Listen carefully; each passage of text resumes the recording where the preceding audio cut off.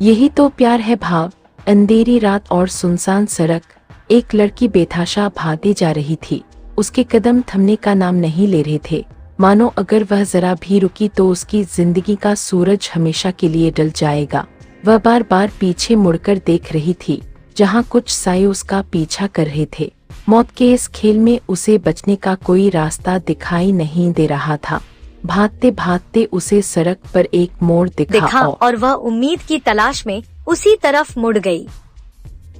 पीछे देखते हुए जैसे ही वह आगे बढ़ी, अचानक किसी सख्त चीज से टकरा गई। वह लड़की कोई और नहीं, सांची थी।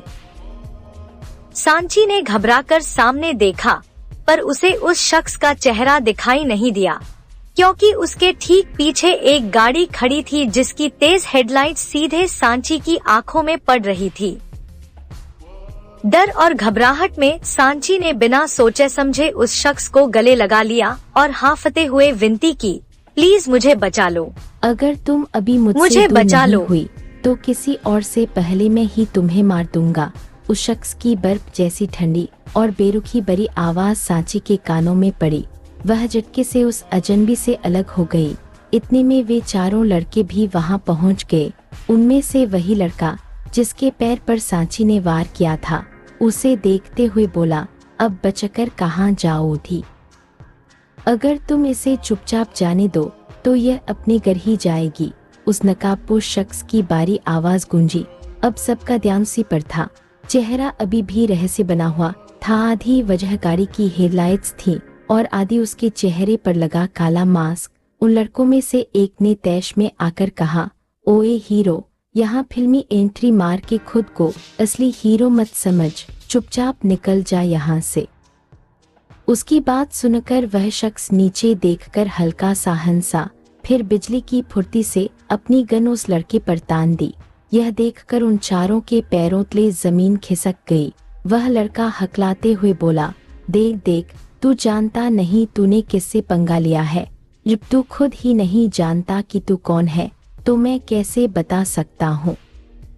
उस शख्स ने बेहद सर्द अंदाज में उसका मजाक उड़ाया।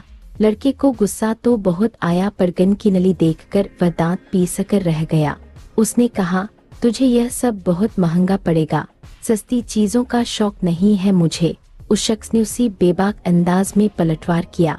सांची उस अजनबी के पीछे खड़ी यह सब देख रही थी और मन ही मन बड़बड़ा रही थी, इसके पास गन क्यों है? कहीं यह भी तो कोई गुंडा नहीं? कहीं यह भी तो कोई गुंडा नहीं? नहीं नहीं, शायद यह कोई पुलिस वाला हो।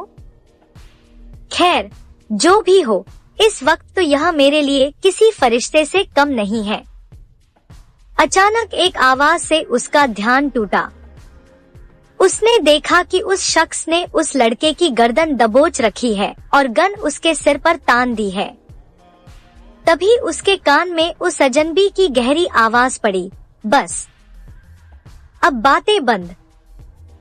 छोटे हो, छोटे रहो, अपनी मस्ती अपने तक रखो। अगर बड़ा बनने की कोशिश की तो दोबारा बड़े होने लायक नहीं बचोगे। अब उस शख्स का खौफ सबभी की आंखों में साफ दिख रहा था। उनमें से एक लड़का कांपती आवाज में बोला, आप उसे छोड़ दीजिए, हम यहाँ से चले जाएंगे। हम गुड। उसने बस इतना कहा और उस लड़के को झटके से छोड़ दिया। आजाद होते ही वे चारों लड़के दुम दबाकर वहाँ से 9-2-11 हो गए। लड़कों के जाते ही उस शख्स ने अपनी गन वापस कमर में खोस ली और बिना सांची की ओर देखे अपनी गाड़ी की तरफ बढ़ने लगा। जैसे ही उसने गाड़ी का दरवाजा खोला, पीछे से सांची की आवाज आई, थैंक यू। उसकी बात सुनकर वह सांची की तरफ मुड़ा और रूखेपन से बोला, इसमें थैंक यू की क्या बात है, यह तो तुम भी कर सकती थी। सांची ने तपाक से कहा, पर मेरे पास गन नहीं थी ना। किसी को हराने के लिए गन की नहीं, हिम्मत की जरूरत होती है, और अगर तुम्हारे पास हिम्मत है तो तुम्हें किसी हथियार की जरूरत नहीं पड़ेगी।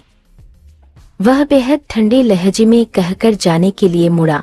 सांची भागकर उसके पास गई और बोली, क्या आप मुझे आगे तक छोड़ देंगे? प्लीज कैब बुक कर लो। वह बस इतना कहकर गाड़ी में बैठा और वहां से निकल गया। सांची खुद से बुदबुदाई, कैसा अजीब बंदा है, इतनी रात को एक लड़की को अकेले छोड़कर चला गया। पर सच में मेरे दिमाग में कैब का ख्याल पहले क्यों नहीं आया। उसने जल्दी से फोन निकाला और कैब बुक की। उधर कार में उस शख्स ने अपना मास्क उतारा, तभी उसका फोन बजा। स्क्रीन पर शिवा का नाम देखकर उसने फोन उठाया। हाँ शिवा बोल। ये शख्स कोई और नहीं अभय था। शिवा ने कहा, हम सब घर के लिए निकल चुके हैं, तू कहाँ है अभय? अभय ने पूछा। हम काम हो गया, शिवा बोला। जी बॉस। अभय के चेहरे पर एक हल्की मुस्कान आई। तू पहले यह तय कर ले कि मुझे क्या बुलाना चाहता है, बॉस या अभय? शिवा ने हंसकर जवाब दिया। तेरी फिक्र हो रही थी इसलिए दोस्त के नाते फोन किया, पर जब तूने सवाल पूछा तो बॉस मानक जवाब दिया। अभय मुस्कुराया। तेरा कुछ नहीं हो सकता। अच्छा चल फोन रख, आ रहा हूँ। फोन रखते ही अभय के चेहरे के भाव फिर से सख्त और गंभीर हो गए। इधर सांची की कैब आ गई और वह सुरक्षित अपने घर की तरफ निकल गई।